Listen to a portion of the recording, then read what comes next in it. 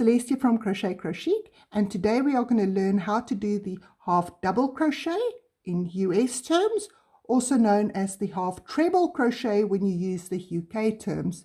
Enjoy! This is the universally accepted symbol for what's known in the US terms as a half double crochet and in UK terms as a half treble crochet. Have a look in my description box below to why it is important to know these different crochet symbols and how to read different patterns that's written in a crochet chart.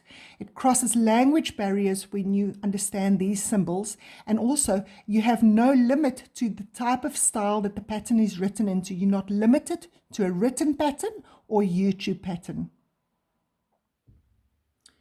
To start off our half double crochet on a chain foundation, on the one side, you will see the beautiful braid that the chain has made. And on the other side, you will see these bumps that on your chain stitch. I always place my hooks into those bumps instead of on the circles of my chain stitches. It just gives me a prettier edge.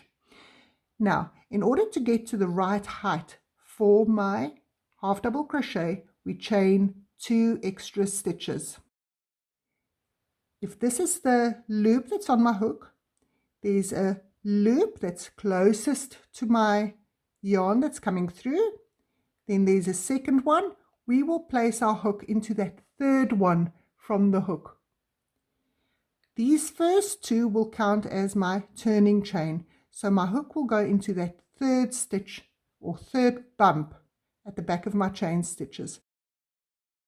You yarn over and you place your hook under that third bump from your hook that you see, and you yarn over, put yarn over your hook and pull it through that bump. Now you will have 3 loops on your hook. You yarn over and you pull your yarn through all 3 those loops. Then again you yarn over. Now that next bump that you see in your work, you place your hook underneath that. So it's the bump that's on your hook with 2 loops. You yarn over and you pull it through that bump. Now you have 3 loops on your hook. You yarn over and you pull through all 3 loops on your hook. You yarn over, you put it under the next bump, your hook. Now you have the bump on your hook with 2 yarns. You yarn over and you pull it through that bump that's on your hook. Now you have 3 loops on your hook. You yarn over and you pull it through all three the loops on your hook. You yarn over, put it under the next bump, yarn over, pull through the bump, yarn over, pull through all 3 loops on your hook, and you continue this. Yarn over, put it under the bump, yarn over, pull up a loop, yarn over, pull through all 3 loops on your hook, put it into the bump, yarn over, pull up a loop, yarn over, pull through all 3 loops on your hook. You continue with this until you get to the end. When we get to the end, I'll show you how to turn around for the next row. Now, when you get to the end of your work, we have 2 loops left there. Yarn over, put your hook under that hook, yarn over, pull up a loop, yarn over, pull through all 3 loops on the hook, yarn over, remember that last stitch there, pull up a loop, yarn over, pull through all 3 loops on your hook. Now we count our stitches. 1, 2, 3, 4, 5, 6, 7, 8, 9, 10, 11.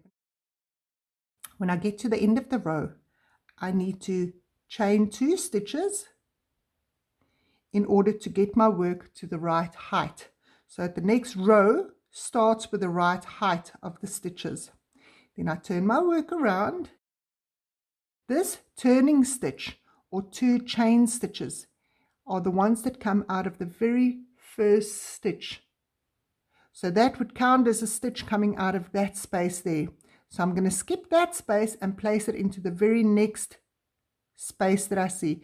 I'm going to place my hook underneath both those loops that I see at the top. So I'll yarn over, put my yarn over my hook. I skip that very first space that I see there, and I place my hook under the 2 bars of the next stitch that I see, and I pull up a loop. Now I have 3 loops on my hook. I yarn over and I pull through all 3 of those stitches. I yarn over and I place my hook under both those loops of the next stitch. I pull up a loop. Now I have 3 loops on my hook. Yarn over, pull through all 3 stitches. And I continue with this until I get to the end of my row. Yarn over, place my hook under both bars of the next stitch, yarn over, pull up a loop, yarn over, pull through all 3 loops on my hook, yarn over, pull up a loop, yarn over, pull through all 3 stitches on my hook. When I get to the end, I must make sure that I place my hook into that very last loop that I see there. It would be between my turning chain and my first stitch of the first row. I yarn over and I make sure I place my stitch into that very last stitch that I see. I pull up a loop, I yarn over and I pull through all 3 of the loops on my hook. Now when I count my stitches of my row 2, I count these turning chains as a stitch. 1, 2, 3, 4, 5, 6, 7, 8, 9, 10, 11, 12, 13, 14, 15, 16, 17, 18, 19, 20.